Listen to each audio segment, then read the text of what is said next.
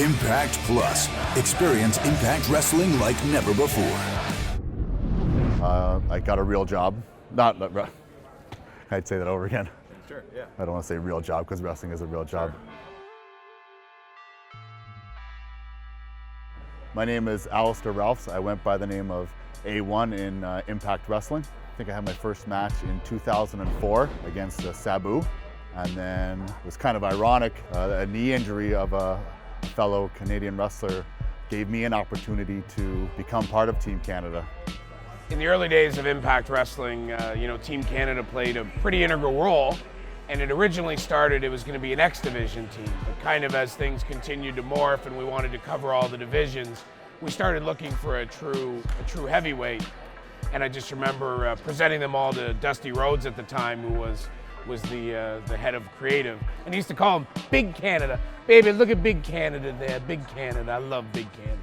Well, at the time, I remember he accompanied me a lot to the ring. At first, I know it was like maybe a little bit shaky for him, like with nerves and stuff like that, just finding his role as the group. But then after a while, he got more comfortable with the talent that he was wrestling. I mean, he really stepped up more than anybody thought he was going to step up, and he really played his role really well with the company. I was kind of like the prototypical enforcer / human shield. I did a lot of the dirty work, but I didn't mind it. I was quite honored to have that role. Here are the Canadians, A1, Bobby Roode, and that big load, the coach Scott D'Amore. Some of my highlights would definitely have to be the cage match against Team 3D, and also some runs against the James Gang. For singles competition, working with Rhino was amazing. Oh, discombobulated, and obviously A1, here it is! Gore! And there's the 1-2. It was by far the definite high point in my wrestling career so far. I learned a lot. Those guys were great mentors because I was very, young and somewhat inexperienced at the time, so it was just a fantastic opportunity. He had the size, he had the look, he had the ability. I just think that their goals were, okay, Bobby Roode's our guy, Eric Young's our guy, Pete Williams our X Division guy, that's our guys. I think he was so young when he got an opportunity. He really probably got his chance on a national stage before he was ready physically and mentally. At that point in his life, at that point in his career, A1 was kind of just happy to be there. So he kind of got what he got because that's all he was looking for. Whereas Pete Williams, Bobby Roode, Eric Young, they wanted to be the best. They wanted to be world champions. That's why all of them on their own levels achieved that. Whereas A1, despite his physical prowess and everything else, kind of was where he was.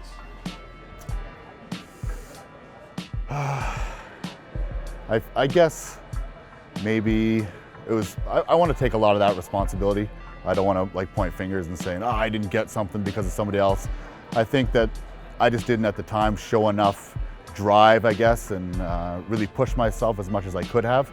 And I guess they just felt that I was expendable, and rightly so at the time. I have no issues with that. But I definitely don't want my legacy in wrestling to be remembered as that. So that's why I'm still working and still trying to pursue it. I continued to wrestle up until about 2009. I did some stuff out east. And then in 2010, I had the birth of my son. His name's Vitaly. Got myself a 9-to-5 job, and just something that's secure for my family. A1 had spent years out of the wrestling business, and really, he was almost an afterthought to anybody. Even his friends, it's like he became my friend Al, not A1. And really the impetus for him getting back into wrestling was he has a son, Vitaly, who was too young to have seen his dad back when he was a wrestler. So he wanted to do one show, one time, do a big Border City wrestling show, so that Vitaly, would get a chance to see his dad do what he did. I just thought it would be fun for him and I to train together and to work at stuff together. There's some little life lessons I could always teach him through wrestling. So I got back into it and been working at it ever since then. 2000s, former Mr. Windsor bodybuilding competition winner, and it looks like he's trained a little lean and not lost a bit of power. Looks like he's in the best shape I've ever seen him in, and he ain't never been in bad shape before. The idea was just get him out there. We're all kind of concerned that maybe he wouldn't look the greatest, performance-wise in the ring. but he was so focused, this new mature A1, that he was 10 times better than he had ever been back when he was an actual wrestler. Over the course of my comeback, which was around 4 years, towards the end of that period, I had a big opportunity to wrestle Eli Drake. And that's when there kind of started being talks of like, you know, hey, here's a pretty cool thing here. This guy who had it all handed to him, who kind of squandered it away through nothing disrespectful or really wrong, just didn't have the heart to really pursue it fully, never fully committed. And now here he is, all these years later, back at it because of this son. I kind of worked myself back up into a top spot, and I was a week away from one of our big shows when I had blown out both my quadricep tendons.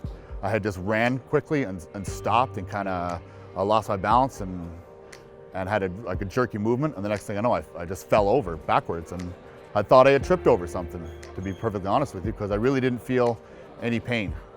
But that's because my quads exploded and the nerves were severed. The old A1 would have moped around.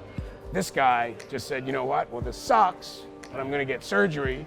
Not only am I gonna walk again, I'm gonna run again, I'm gonna wrestle again. Like I remember I was sitting in an airport, I was on the road, I don't remember where, and kind of just scrolling social media like we all do, and I see this video, and it's A1, he's weeks, maybe days from surgery, and he's wheeled himself out of the hospital and went outside. They had like a little play area for kids, and starts doing dips and chin-ups. Like his freaking legs are broke, like he can't even really stand, and here he is doing these exercises. It's kind of like I got horse blinders on right now in my rehab. It's my full-time job. I go in twice a day, basically as much as I can physically tolerate, as my body tells me, hey, slow down a little bit and get some rest, and then I do. He's realized what he potentially didn't realize he didn't experience before, and now he's focused on doing that. And the cool part for him, and I think cool in general, is he's focused on doing it with Vitaly with him. Do you know that he came back to wrestling kind of to inspire you?